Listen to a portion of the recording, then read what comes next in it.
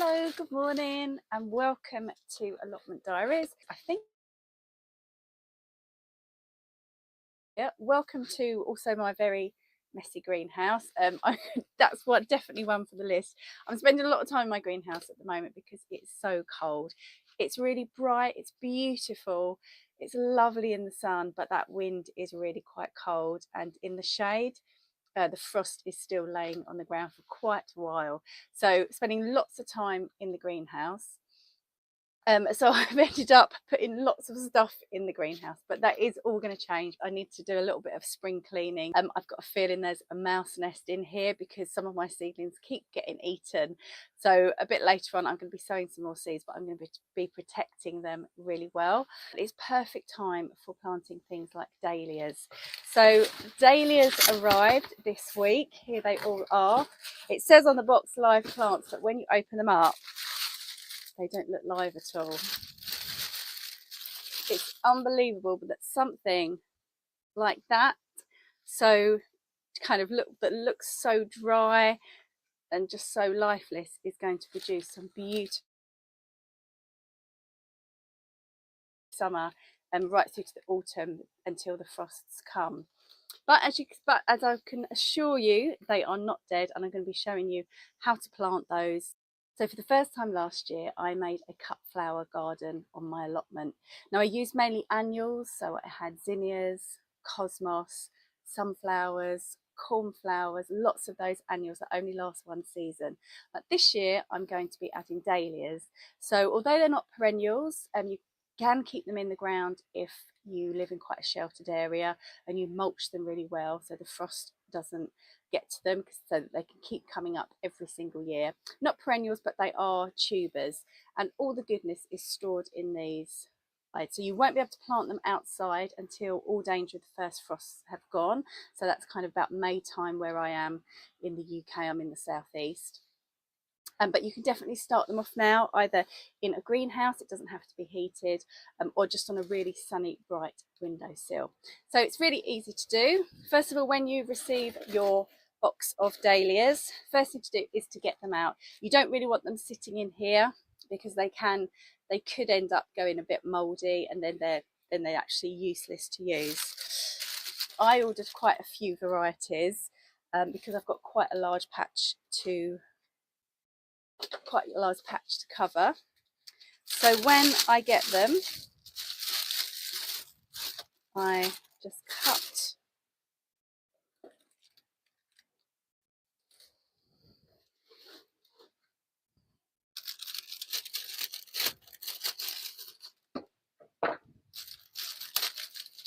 just double check that they're okay, so they're not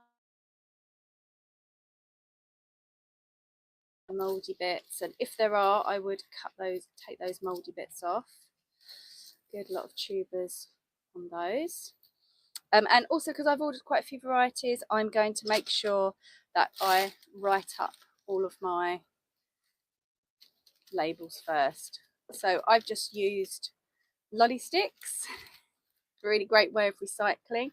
Now these are wood, so they won't last for as long as the plastic ones do, but the best thing about these is, whilst the plastic ones break down into tiny little bits of plastic, or you've just got to throw them away, these actually rot down because they're wood. So perfect to recycle your lolly sticks, but also perfect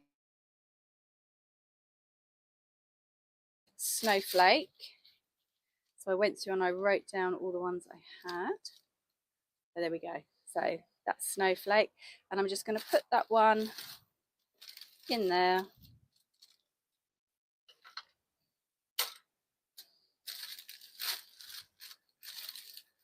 Pop that one in there with its little tag.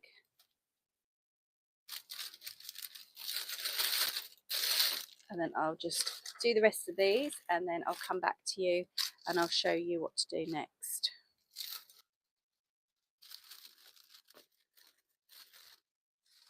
If you've bought a variety of dahlias, then there's a good chance you're going to get different sized tubers.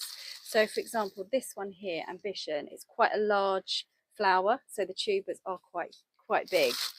This one here, Sam Hopkins, is a smaller flower, So again, the tubers are quite big. So if you've got varying sizes, don't worry. The size of the flower dictates the size of the tuber, so don't worry about that.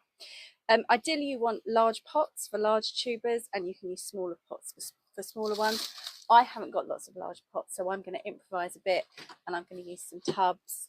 They don't look pretty, but it doesn't matter because they're only going to just be in your greenhouse for a couple of months before we can plant them out into the ground. Just as long as they've got some holes in the bottom, a bit of drainage, that's a tuber and a nice large pot. Cart fill with multi-purpose compost, peat free.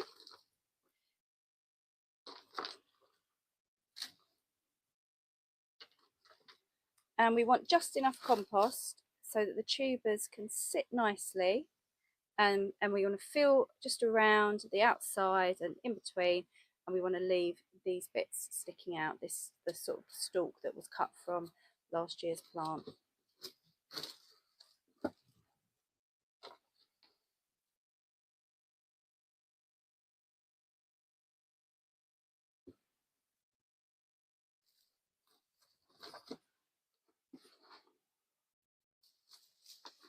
Don't bury them deep, and also make sure that they are pointing up with the stalk upright.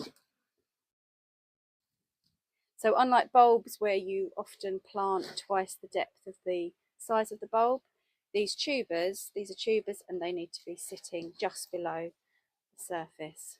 So make sure you label it up. So I give it a quick water. You don't want to totally drench this, and you don't want to keep it really, really wet. Just every other week or so, just check it, give it a quick water, and then just leave it in a really sunny spot. So you can put it in an unheated greenhouse. Just make sure that it's protected from the frost. So use some fleece or some bubble wrap, that sort of thing. But it's so warm in here today. These greenhouses are perfect. If you don't have a greenhouse, sill. Leaves will start appearing in a few weeks' time. So if you come back to the next allotment diaries or so, I will show you what to do when they start when all the leaves start appearing, when they start sprouting these gorgeous green leaves. I'll show you what to do so you get really good blooms and a great display for the summer. So I've got lots more to pot up. So while I do that, here's what's been going on elsewhere on the allotment. The leaf buds are starting to appear on the apple trees. I grow 3 varieties of apples. Got Charles Ross, Discovery and James Grieve. I'm quite nervous about pruning them as I've had disasters in the past, but I need to bite the bullet and do it soon because time is running out. Thankfully, there's always someone on the allotment who's far more knowledgeable than me that can help me and give me some advice. I planted these onions and garlic back in autumn. Lots have taken, some haven't, but they're not looking particularly great at the moment, so I've given them a weed and a feed, and that should help them along nicely. A perennial herb I grow that comes up every year is sorrel. It's got the most citrusy bang to it, and it makes a fantastic salmon sauce. It's just starting to emerge, but I know that I'm not the only one that likes it because it's been attacked by wood pigeons. So I'm covering it with netting, or you can just use a bit of old chicken wire. That will help keep them off. But don't worry if you're feeling sorry for the pigeons. There's still plenty for them to eat as they happily munch away at the chard, which I've got lots of. I've had lots of challenges with these broad beans and had to re-sow because they were eaten by mice and then they got a bit too cold. Only a few have survived, and it's time to plant them in the ground, so I'm going to be adding that to the list along with tidying the greenhouse. Remember the Tate daffodils I took a chance on last month? Well, my gamble has paid off. The stems are extremely short, but that's okay because they're perfect for popping onto windowsills and outside tables for a pop of spring colour. So that's the last one done. There's some more sowing that I want to do in the greenhouse now that it's getting warmer and it's a lot more sheltered in here. So come down and I'll show you what I'm sowing. There are some lettuce varieties that can be sown all year round, and I'm giving these winter salad leaves a go. I've prepared a bit of ground in the greenhouse and I want to water it before sowing the seeds. I always do this because I'm worried about washing the seeds away when I water them after they've sown. So I'm going to have to cover these up to stop the mice from getting them. So I'm using empty vegetable trays, but making sure that they are translucent so the light can come through, so germination will happen. And with any luck, they will be up within the week. When it comes to springtime, surfaces in my greenhouse are at a premium. I don't want things like empty plastic pots getting in the way, which seem to multiply daily, and they take up so much space. So a cheap storage solution is to sort them into sizes and then store them in old tights.